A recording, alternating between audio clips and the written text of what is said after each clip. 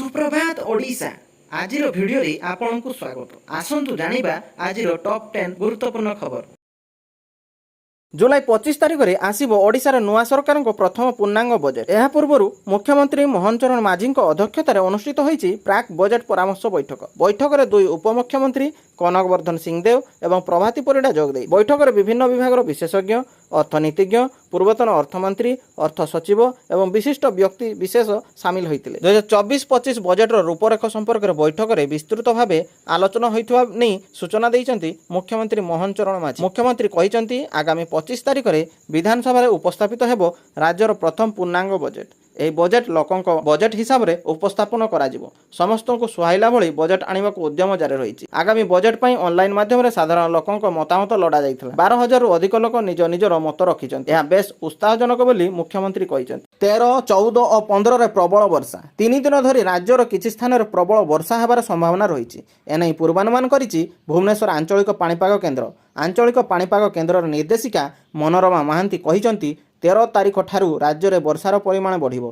13, 14 और 15 तारिख में राज्य में किछि स्थान में प्रबल वर्षा हेबार संभावना रही। सेहिपरि किछि स्थान में मध्यम धरणर वर्षा हेबो। 13 तारिख में मालकानगिरी, कोरापुट, रायगड़ा, गजपति, कंधमाल, मयूरभंज और केन्दुझर आदि जिले में प्रबल वर्षा हेबो। तेबे आज मध्य राज्य में उपकूल ओडिशार किछि स्थान में बिजुली घड़घड़ी सह वर्षा हेबार संभावना थिबा पाणीपाग केन्द्र पक्षरु सूचना दिया जाय। पहंडी बेले बड़ ठाकुर पड़िजिबा घटना बदलिले श्रीमंदिर मुख्य प्रशासक अरविंद पाढ़ी को दायित्व।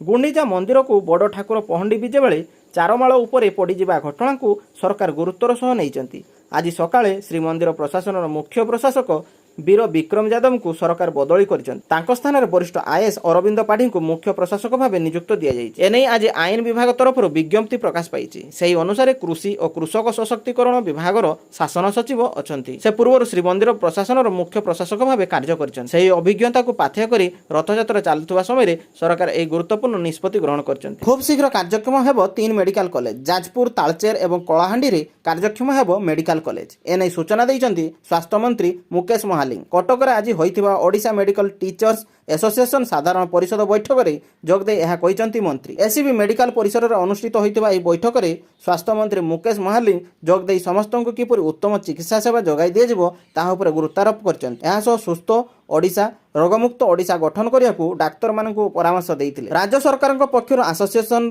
जो दाबी रही पूरण करिया पई सरकार विचार करियो बोली मंत्री कहिसन्ति। सेहि बेले राज्य में 11टी मेडिकल कॉलेज कार्य करथुवा बेले खूब शीघ्र आउ 3टी मेडिकल कॉलेज कार्यक्षम हेबाकु जाउछु बोली स्वास्थ्य मंत्री कहिसन्ति। आउ हेबनी घरोईकरण। 200 राष्ट्रायत्त उद्योगर अवस्था उन्नति अणाजिब। पूर्वर घरोईकरण उपर गुरुत्व देउथुवा मोदी सरकार एबे निज आभिमुख्य रे परिवर्तन करिसन्ति। प्राय 200 रु अधिक सरकारी कंपनी को अधिक लाभजनक करिया पई भारत सरकार सेमानक अवस्था रे उन्नति आनिबाकु योजना करुछन्ति। यह प्रधानमंत्री नरेंद्र मोदी को आक्रमणात्मक घरोईकरण कार्यक्रम ठारू भिन्न एक नुआ आभिमुख्यर संकेत देउछि। 2021 रे भारतर $600 बिलियन सरकारी क्षेत्र एक विशाल अंशर घरोईकरण करा जायतिला। किंतु साधारण निर्वाचन पूर्व यह कार्यक्रम मंथर हो जाइतिला एवं एबे मेंटो क्षमता को आसिबा परे घरोईकरण कार्यक्रम को नहीं अधिक विरोधर सम्मुखीन हेबाकु पड़ु। जुलाई 23 रे उपस्थापित हेबाकु थिबा बजेट रे एही नुआ योजना आसी पारे। एथिरे एही कंपनी गुडिकर मालिकाना रे थिबा जमी को बिक्री करिबा एवं अन्य संपत्तिर मुद्राकरण अंतर्भुक्त।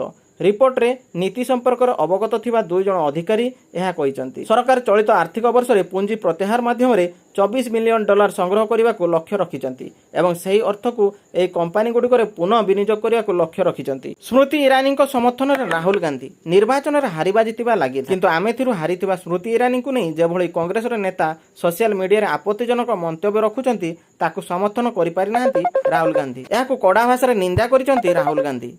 कौनसी व्यक्ति को अपमानित करने दुर्बलतार दृढ़ मनार परिचय नुहे बोली दलीय नेता को चेताई देइछन्ति राहुल। स्मृति ईरानी लोकसभा निर्वाचन में कांग्रेस किशोरी लाल शर्मा हारिबा परे निजर सरकारी बासभवन बुधवार खाली करुवा बेले कांग्रेस नेता तांको आक्षेप करी सोशल मीडिया रे आपत्तिजनक टिप्पणी लिखिथिले। खूब शीघ्र आरंभ हेबाकु जाउछि खेलर बड़ महाकुंभ प्यारिस ओलंपिक। 26 जुलाई रे प्यारिस रे आयोजित हेबो 33तम समर ओलंपिक। चलित वर्ष किछि भिन्न हेबाकु जाउछि प्यारिस ओलंपिक। एही ओलंपिक विश्वर 10,000 खेलाड़ी भाग नेबे। चलित थर यह खास करने को गत 10 वर्ष धरी स्वतंत्र प्रस्तुति जारी रही। प्यारिस ओलंपिक कौन कौन रही विशेषता। चलित वर्ष प्यारिस ओलंपिक प्रथम थर पर 4टी नुआ खेल को सामिल कराई। चलित वर्ष ब्रेक्सिंग, स्केटबोर्डिंग, शॉपिंग और स्पोर्ट क्लाइंबिंग आदि सामिल।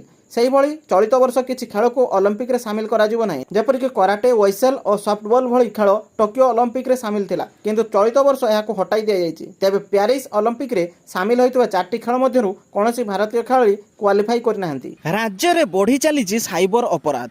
6 ମାସରେ ରାଜଧାନୀରୁ 36 କୋଟି ଲୁଟ୍। ରାଜ୍ୟରେ ଦିନକୁ ଦିନ ବଢ଼ି ଚାଲିଛି ସାଇବର ଅପରାଧ। 2024 ଜାନୁଆରୀରୁ ଜୁନ୍ ମାସ ଅର୍ଥାତ୍ 6 ମାସ ମଧ୍ୟରେ ଭୁବନେଶ୍ୱରରେ ସାଇବର ଅପରାଧ ଜନିତ 2394ଟି ରିପୋର୍ଟ ଥାନାକୁ ଆସିଛି। ଏଥିମଧ୍ୟରୁ 110ଟି ମାମଲା ପଞ୍ଜୀକୃତ ହୋଇଛି। ଏସବୁ ମାମଲାରେ ମୋଟ 36 କୋଟି ଟଙ୍କା ଠକି ନେଇଛନ୍ତି ସାଇବର ଅପରାଧୀ। ସାଇବର ଠକେଇ ମାମଲା ମଧ୍ୟରୁ ଅଧିକାଂଶ ୟୁପିଆଇ ଠକେଇ, ସୋସିଆଲ ମିଡ଼ିଆ ଠକେଇ, ପାର୍ସଲ ଜନିତ ଠକେଇ ଏବଂ ସିମ୍ କେୱାଇସି ନେଇ ମେସେଜ ଦେବା ସମ୍ପର୍କିତ ଠକେଇ ରହିଛି। ସାଇବର ଅପରାଧର ତଦନ୍ତ କରି କମିଶନରେଟ୍ ପୁଲିସ ଏପର୍ଯ୍ୟନ୍ତ 21 ଜଣ ସାଇବର ଅପରାଧୀଙ୍କୁ ଗିରଫ କରି କୋର୍ଟ ଚାଲାଣ କରିସାରିଛି। ଏମାନଙ୍କ ମଧ୍ୟରୁ 5 ଜଣ ଅନ୍ତରାଜ୍ୟ ସାଇବର ଠକ ରହିଥିବା ଜଣାପଡ଼ିଛି। ଫ୍ଲିପକାର୍ଟ ସେଲ୍ ଅଧା ଦାମରେ ମିଳିବ ମୋବାଇଲ, ଟିଭି ସବୁକିଛି। ଫ୍ଲିପକାର୍ଟର great of all time sale ଆସୁଛି। ଏହି ସେଲ୍ ସମୟରେ ୟୁଜର ଅନେକ ଦମଦାର ଡିଲ୍, ଅଫର ଓ ରିହାତିର ଫାଇଦା ଉଠାଇ ପାରିବେ। ଏହା ସହିତ ଏହି ସମୟରେ ଗ୍ରାହକ ପ୍ରାୟ ସମସ୍ତ ସାମଗ୍ରୀକୁ ଅଧା ଦାମରେ କିଣିପାରିବେ। ଏହି ସେଲ୍ ସମୟରେ iPhone 15, Samsung, Vivo, Redmi, OnePlus ଭଳି ବ୍ରାଣ୍ଡର ହ୍ୟାଣ୍ଡସେଟ୍କୁ ରିହାତିରେ କିଣିପାରିବେ ଗ୍ରାହକ। ମୋବାଇଲ ଆସେସରିଜ୍ ଏବଂ ଲାପଟପ୍ ଆଦିରେ ମଧ୍ୟ ରିହାତି ମିଳିବ। ତେବେ ଏପର୍ଯ୍ୟନ୍ତ ଡିଲର ଖୁଲାସା ହୋଇନାହିଁ। ଫ୍ଲିପକାର୍ଟର ଏହି ସେଲ୍ରେ ସ୍ମାର୍ଟ ଟିଭିଠୁ ଆରମ୍ଭ କରି ଘରୋଇ ଉପକରଣର ବଡ଼ ଧରଣର ରିହାତି ଦେଖିବାକୁ ମିଳିବ।